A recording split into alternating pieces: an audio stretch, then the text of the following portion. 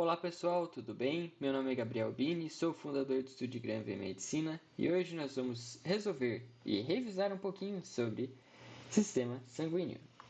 Uma questão bem interessante, uma questão do Enem. E essa questão diz o seguinte, Enem 2011, um paciente deu entrada em um pronto-socorro apresentando os seguintes sintomas: cansaço, dificuldade em respirar e sangramento nasal. O médico solicitou um hemograma ao paciente para definir um diagnóstico. Os resultados estão dispostos na tabela. Então, é um hemograma que tem principalmente glóbulos vermelhos, glóbulos brancos e plaquetas.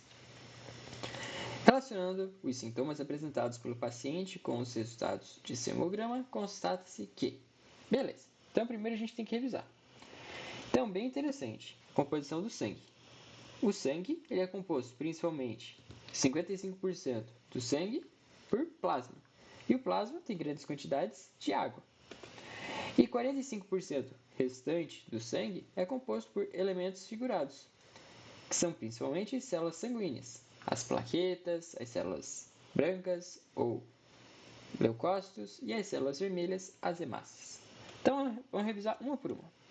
Hemácias, eritrócitos ou glóbulos vermelhos, que são as células mais numerosas na corrente sanguínea. Elas têm um formato bicôncavo, vejam que é bem achatadinho aqui. Mas para que serve esse formato bicôncavo? Principalmente para a passagem dos capilares.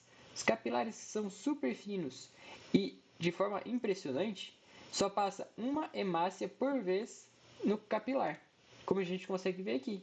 Então esse formato ajuda a deformar um pouquinho a hemácia, a fazer com que ela consiga passar nesse espaço tão pequenininho, que são os capilares.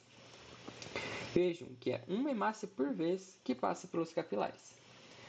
Lembrando que as hemácias elas são compostas por uma proteína em estrutura quaternária. Vocês sabem qual é o nome? É a hemoglobina. E a hemoglobina ela faz o transporte de gases. Aqui a gente tem uma imagem da hemoglobina, que ela é formada, como ela é uma proteína em estrutura quaternária, ela é formada por duas cadeias beta e duas cadeias alfa. Essas cadeias elas são proteínas terciárias.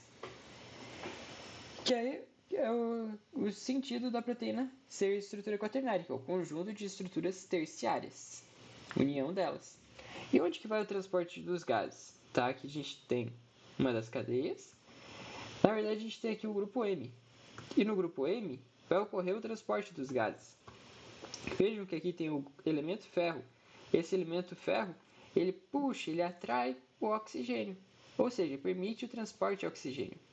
Também há transporte de CO2, só que em pequenas quantidades. Vamos para a próxima célula. Leucócitos, glóbulos brancos, são responsáveis pela defesa do organismo humano. Essa célula aqui, mais branquinha. E a gente pode dividir os leucócitos em dois grupos, granulócitos e agranulócitos. Vamos ver, granulócito. Granulócito quer dizer que tem grânulos, substância de defesa, no seu citoplasma. E agranulócito quer dizer que não tem esses grânulos de defesa. Interessante. Tá, vamos ver uma por uma agora. Então, eosinófilos. Eosinófilos, esses primeiros aqui, são um tipo de leucócitos do tipo granulócito, ou seja, tem grânulos de defesa, com substância de defesa no seu citoplasma. E os eosinófilos, eles agem principalmente em reações alérgicas e destruição de parasitos. Já os basófilos, que também são granulócitos, eles participam de reações alérgicas. Eles possuem grânulos de heparina e histamina. A heparina e a histamina que aumentam a permeabilidade de células, né? Aumenta a facilidade de fragmentos entrarem em uma célula. Lembrando que age bastante nas alergias, os basófilos. Os neutrófilos, que são os seguintes aqui, eles participam da fagocitose de substâncias estranhas e principalmente bactérias. Os linfócitos, que são leucócitos agranulócitos, eles agem na resposta imunológica. E os monócitos, que também são leucócitos do tipo agranulócitos, eles formam um macrófago. O conjunto de monócitos forma um macrófago. O último tipo são as plaquetas, de elemento figurado. A gente tem as plaquetas, que são fragmentos de megacariócitos. E elas atuam principalmente na coagulação sanguínea, juntamente com fatores de coagulação. Como a gente consegue ver aqui na imagem, a gente tem uma ferida, um rompimento de um vaso, por exemplo, que está tendo um extravasamento. Só que as plaquetas, junto com fatores de coagulação, vão tentar fazer a coagulação, vão impedir que haja esse extravasamento de sangue. Muito bem. Então vamos para a questão propriamente dita. Tá, então diz que tem um paciente que deu entrada em um PA, um pronto-socorro, apresentando os PS, né? Em um pronto-socorro, um PS, apresentando os seguintes sintomas: cansaço, dificuldade de respirar, sangramento nasal, e o médico solicitou um hemograma. Tá, vamos ver como que está esse hemograma. Esse hemograma ele tem glóbulos vermelhos, que estão um pouquinho baixo, que são as hemácias que fazem o transporte de gases, e temos as plaquetas, que fazem a coagulação sanguínea, que estão baixas. E vamos ver se está com dificuldade de respirar, provavelmente por causa de baixa quantidade de hemácias. E sangramento nasal, provavelmente por causa de um problema de coagulação sanguínea. Beleza, então lá. Relacionando os sintomas apresentados pelo paciente com os resultados de hemograma, constata-se que o sangramento nasal é devido à baixa quantidade de plaquetas, interessante, que são responsáveis pela coagulação sanguínea. Gostei dessa afirmação, mas vamos ver as outras. O cansaço ocorreu em função da quantidade de glóbulos brancos responsáveis pela coagulação sanguínea? Incorreto.